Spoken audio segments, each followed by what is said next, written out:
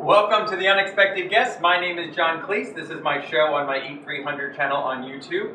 And as you know, usually we're trying to make foods for you that are lower in calories and of course healthy. But today, lucky us, we've got another cheat day recipe that I'm going to make for you. And this is actually, it's an oatmeal raisin pecan chocolate chip cookie with kosher salt on top. It's really, really delicious. And I want to just let you know, I got a call from Ina Garten in the Hamptons, and she said, John, I need you to come down. I make this great oatmeal raisin cookie, and I just want to know how I can improve on it. So I said, Ina, your food's fabulous. You're fabulous. Your cookies are, you know, again, everything you do is fabulous. However, I said I would add chocolate chips to them, and I would add sea salt on top. So that's what I did. So we have a little bit of a combination of an Ina Garten, and then I sort of finessed the cookie up a little bit. But let's just go through our ingredients real quick. This is what you're going to need.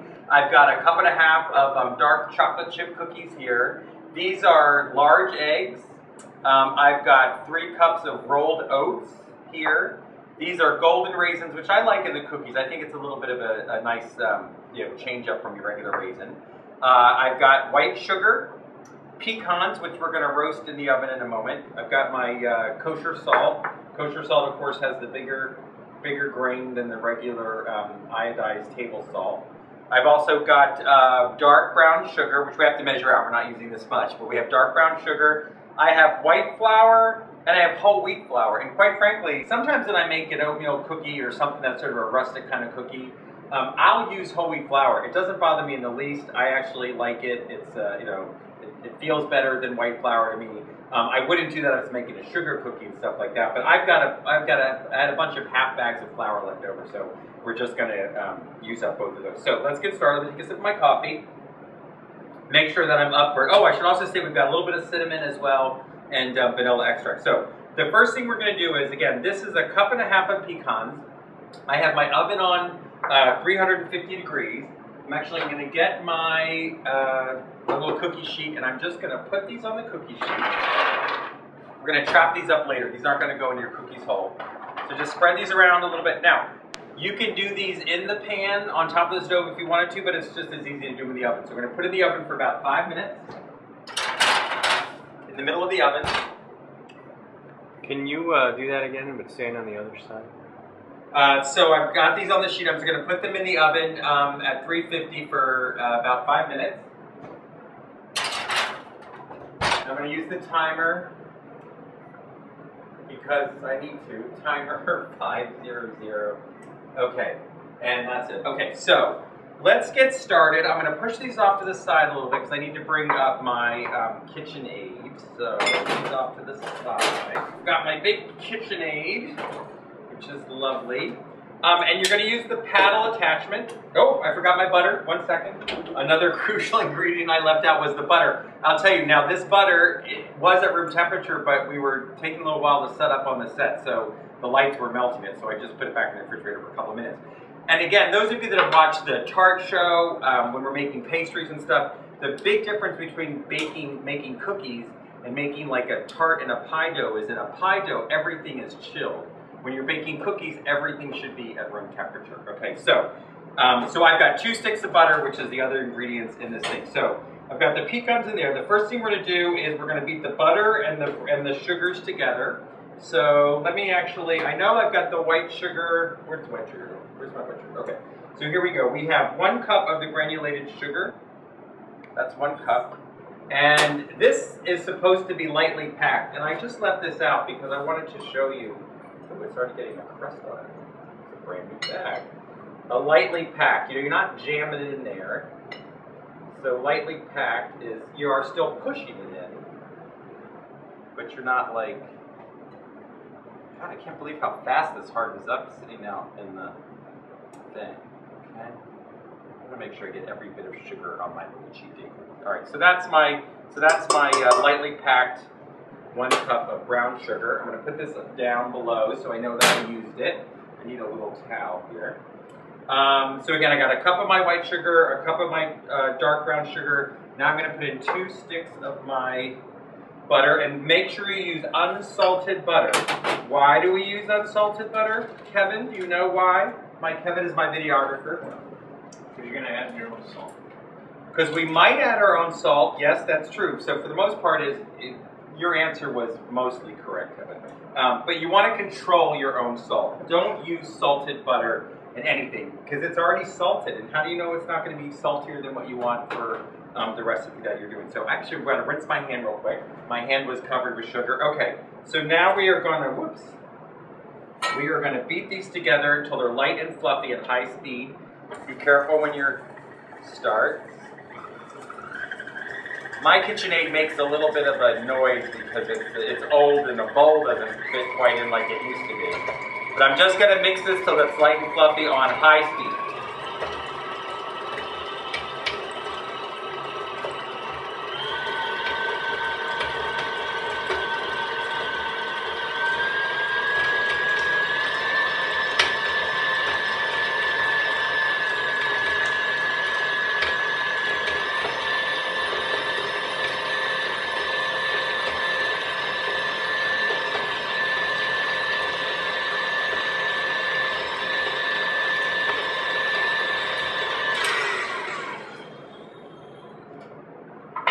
Now I shut it off for a second because I just want to make sure that I go down the sides and get all this off.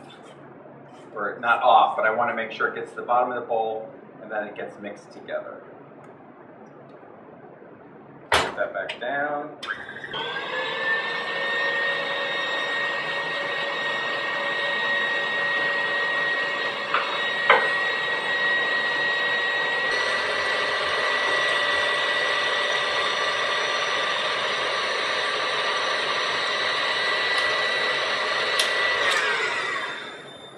Alright, so let's take a look at it. So now you can see it's getting nice and creamy, right? See how nice, it's almost like a, well, it's thinner than an icing, but it's very nice. Now what I'm gonna do is I'm gonna put this on low, and I'm gonna put in the eggs, one egg at a time. Now, some people, actually I'm gonna blast it real high for a second. Make sure it's really fluffy. Okay, now I have it on low. Now a lot of people don't like to crack an egg right into what they're making, just in case the shell goes in. Oh, so anyway, I'm going to put it in a bowl, but I do want to say these are large eggs. The recipe called for extra large eggs, and I found when I was looking this up to 4 eggs. If the recipe calls for 2 to 3 to 4 large eggs, 2 to 3 to 4 large, extra large eggs, you can use the equivalent of large eggs. It's only when you go over and it's asking for 5 extra large eggs that you have to actually add some more. But for right now, you can do equal amounts, so it's not that big of a deal. So does that make sense to you? I'll make sure I put that in the vlog. Up to 4 extra large eggs, it's fine to use 4 large eggs. That's the bottom line. Okay, so I'm going to crack 2 eggs in here into a separate bowl. And oh, I hear my buzzer. One second, I'm going to turn that off. I'm going to get my pecans out of the oven. And actually, you can start to smell them a little bit, but of course, I always like to have the timer. So they're just starting to, I'm going to put these actually here. I'm just going to let these, I'm going to let these sit in the hot pan for now and just doing their little thing. Just a slight little aroma, which is nice. We're going to chop those up. Okay, so back to the cookie dough. So this goes on low. And I'm going to do 1 egg at a time. And when you put that, if you're new to baking, you know, the white is still connected to the yolk. So you can put 2 eggs in the bowl at the same time. They're still going to pull each other. When you pull the whites go in, it'll pull its yolk with it. All right, we got the eggs in. Put the other one in, incorporate them in. And we're also going to add the vanilla extract. I also up the vanilla extract. She has 2 teaspoons. I love it. I'm doing 2 tablespoons of vanilla extract because I cannot get enough vanilla. Woo.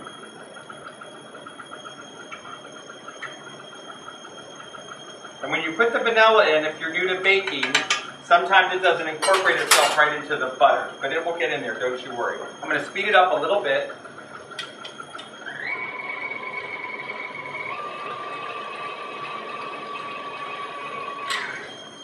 And that's nice and mixed together, but I'm still going to scrape down the sides. See how nice and whipped that is? It's really beautiful. Okay. Oops. cookies taste.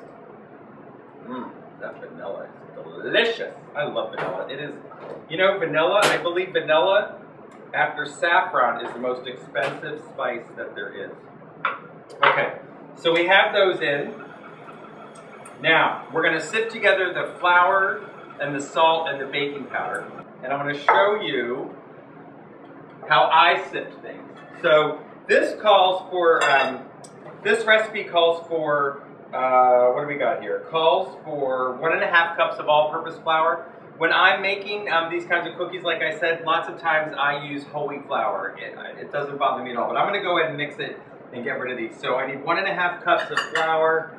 So we'll just have fun with it. I'm going to do, I think I'm going to do 2 cups of the, I'm going to do a cup of the whole wheat and a half a cup of the white. So I just want to show you, when you're doing flour, you don't have to get all crazy. All you got to do is scoop your thing in and scoop it off with your finger, right? So that's a half a cup. And I'm putting it into one of my little sieves. And I'm going to do another one, which is a half a cup. Push that down. And then I'm going to do a half a cup of the white flour. And in it goes.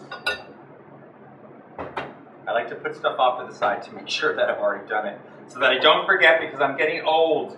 We are also now going to add in the cinnamon and salt, and the cinnamon is just a teaspoon of cinnamon.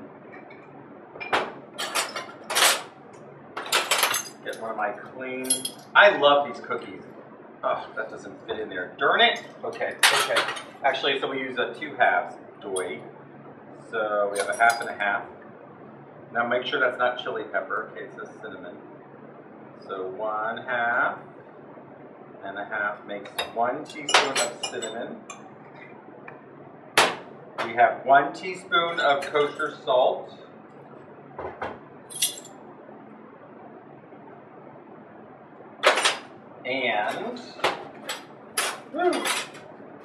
And the baking powder, we're going to put in the baking powder now, which is a teaspoon of baking powder.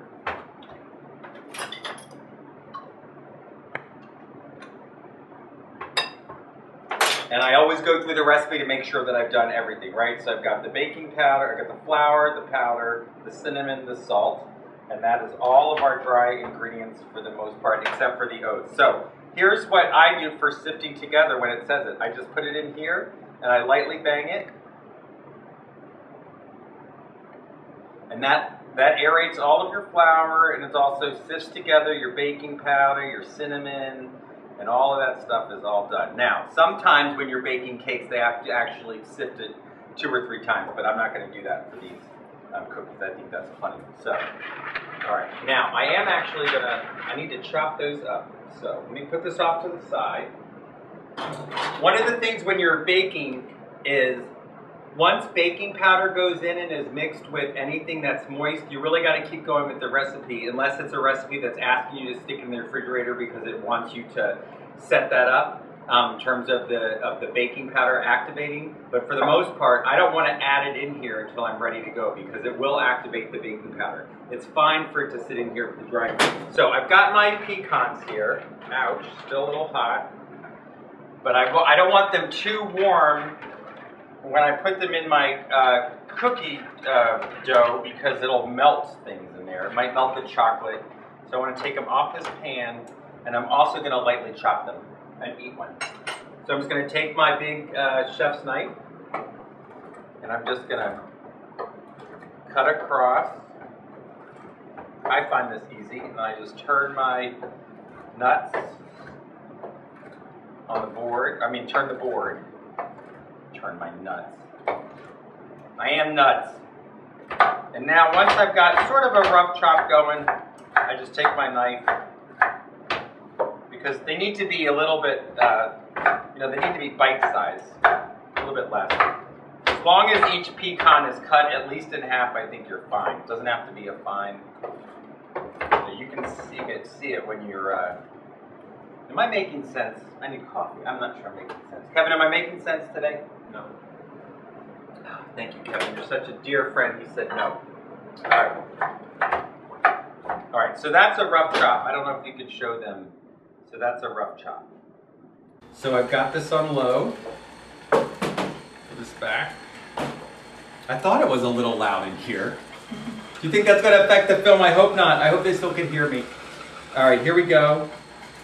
Low, and I'm just going to put this in a little bit at a time. Because if you put it in too much and too fast, it's going to splatter out.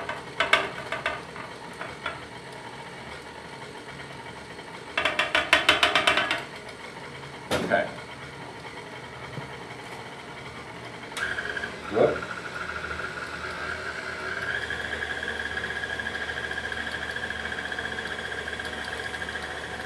So I'm going to scrape down the sides.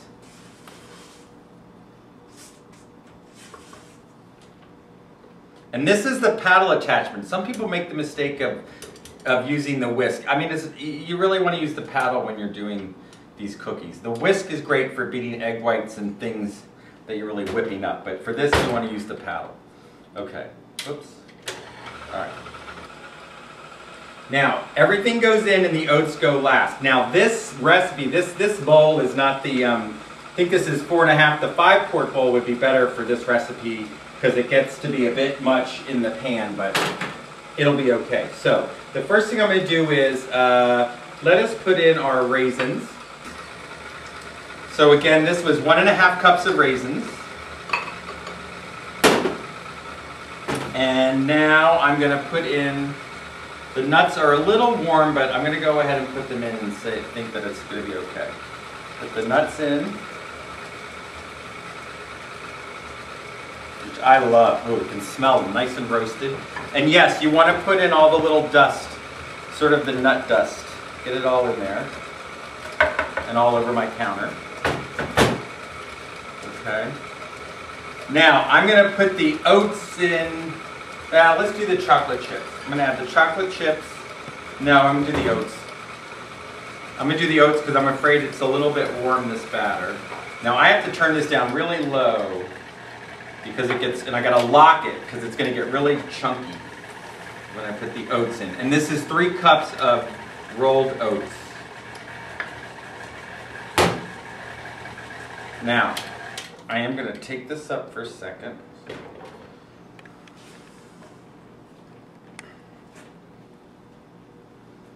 Okay. And I'm going to dump in the chocolate. And that's 1.5 cups. Everything is 1.5 cup nuts, 1.5 cup raisins, 1.5 cup chocolate. Now I'm going to put that back in, lock it, and go where, see how it starts to come out because my pan is a little, and you want to do it just till it's combined, and that's it. Now, you can chill this if you wanted to, if you think it's too warm, and sometimes I do that. The nice thing also about these oatmeal raisin chocolate chip nut cookies is I freeze the batter too, and then I can scoop them out and put them frozen. I sometimes freeze them because I believe that will stop me from eating them all the time, but I have found that I just go in the freezer and eat it raw. So that's not the best way to control myself either. And on the blog, and I forgot to do it for the videotaping, but I do have the calories per cookie, and I think it's like 220. But we're not going to worry about that. The other thing you could put in here if you want is chili pepper, if you want a little bit spicy oatmeal cookie. And there is our cookie recipe. Okay, now let me just clean this a little bit. And we're going to scoop this out. Now the scooper that I have, I'm sure there's a way to tell you ounces, but I couldn't figure it out. Because sometimes I'm just not that bright. But the scooper that I use is a little bit less than 1/4 cup. And that's what I use when I'm doing my cookies. It's the same one we did with the meatballs. I should have looked at that. So, I'm just going to scoop this in onto the pan. And I gotta make sure I don't make too much because Kevin and I will eat all of these, I am sure. Sometimes Kevin makes me make him cookies when he comes over at night and he's editing. And I lovingly make him cookies, even though neither one of us need These it. are, I have made these for parties and brought them, and people love them. I mean, because I do. I like the nuts, I like the chocolate, I like the raisins in them. And then, what's really awesome is when we put the sea salt on top. I'm sweating again, Kevin, I'm sweating. Okay, so, now, what I do is I just smash down the tops a little bit.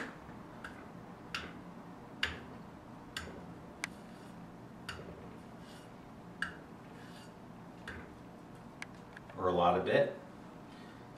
Okay, and then, and then I sprinkle sea salt, or excuse me, kosher salt on top. Oh, this is so good. And they're going to spread out, so you may think there's a lot of salt on top, but don't worry, it spreads out. And people love it. That whole salty, sweet thing is so popular now. And darn it, we want to be popular.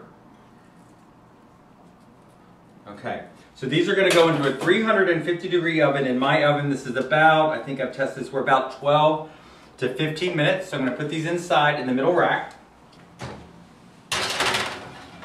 I'm going to start the timer at 12, and if I need to go more, I will. But I want to do 12 first. Always set your minimum temperature, check it, and then you can go higher once the minimum is met. So that's it. When we come back, we'll pull them out of the oven and we'll eat one. That's it. Easy show today. Okay, so our cookies, I put the timer on for 12 minutes and we have 3 seconds left. So I'm going to check them. I was looking through the oven window with the light on to see if they were done. I'm going to open this up. Woo! Get a little facial. Now while you're checking, make sure that you shut the door in case they go back. So these look pretty good to me. They're soft. Yeah, they're going to be fine. Okay, so I'll tell you what I'm going to do before I burn my cutting board. I'm going to put a little rack. Oops. So these were in there for 12 minutes. I'm going to turn off my oven. And remember, again, it's sort of the same principle when you're cooking with an electric stove, right? I took this off heat, but they're still cooking on the bottom. So I'm going to let them sit in this pan for 2 or 3 minutes, maybe up to 5. Then I'm going to take them off and put them on the rack and let them cool a little bit more. So I am always going to take out my stuff a little bit underdone and let it keep cooking. Plus, I think people cook cookies way too long. They get dried out. There's just not much mass there for you to sort of cook a really long time with. So anyway, I'm going to let those cook. In the meantime, what I wanted to show you was these are these, you know, the plastic containers that you get if you buy soup or something at a Chinese food restaurant. So what I do is I put, this is the rest of that cookie dough, and Kevin and I were picking on it during the break. I just stick this cookie dough in here, and I'm going to actually stick it into the freezer. Now you could refrigerate this. You know, this would probably be fine for up to a week or more. It's fine. I mean, my God, it's butter, eggs. It's all fine, as long as it's kept chilled. So I would just put this in a tub like this, and I've even got more left. You could put it in a bigger, wider mouth one if you want to, but that never seems to stop me from being able to get in there and scoop it out. So I'll take this, put a label on it, and stick it in the freezer and pretend that I'm not going to touch it at all. But I definitely, and Kevin just took the cookies. Fortunately, I still have enough for me, but I'll tell you what, biking season has started, and if you watch the other shows, I'm still trying to take back off the 13 pounds I put back on. So I'm getting there. It's definitely a lot slower than it was when I first took off the first 50, and of course this doesn't help. However, it does help in the sense that I look forward to a day, you know, where I can eat these. So I'm going to let these rest up for a couple more minutes, and then when we come back, we'll take them off and we'll break open and see what they look like.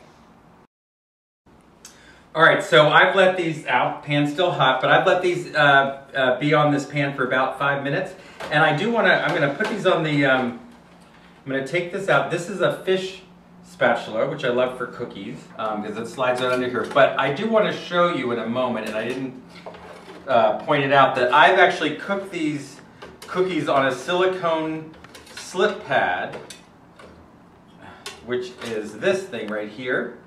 And nothing sticks to it. You could pour liquid sugar on it and make candy, and nothing ever sticks to the pan. Some of you, I know there's a movement, people don't like to cook with the silicone because of potential chemical releases. I don't know if that's true or not, but if you don't have one of these, they're expensive. They're like 20 bucks, but they do protect your pans. If you don't have one of these, of course, you can just use parchment paper, and that would be just as fine. So let us take a look at our cookies. Again, these were only 12 minutes, so see the bottom?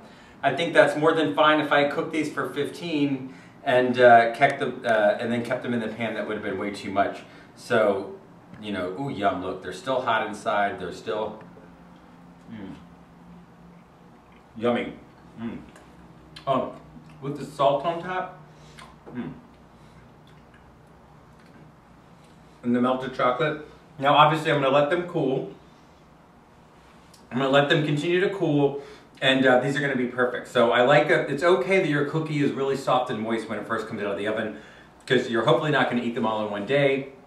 It prevents them from drying out, so it'll be all fantastic. Oh, more chocolate on my finger. So that's what we have, our oatmeal raisin nut chocolate chip oatmeal cookie with kosher salt on top. Again, my name is John Clese, and this is Eat 300. My Eat 300 is my channel. This is my unexpected guest, and again, I just wanted to give a big shout out to the great city of Chicago, which is where we are filming today, and appreciate all of you tuning in. I can't for the show. I can't. My friends Ben and Susie were in town for the last 3 days. My dear friends from Boston, and we have been out. And my friend Ben's a big foodie, and we've been out drinking and eating at some great restaurants. So. I might be a little bit off my game today, but these cookies are fantastic. I hope you enjoy them, and tune back in again for our cheat day recipes, as well as recipes to help you lose weight or keep the weight off. My name is John Clese, and I'll see you soon.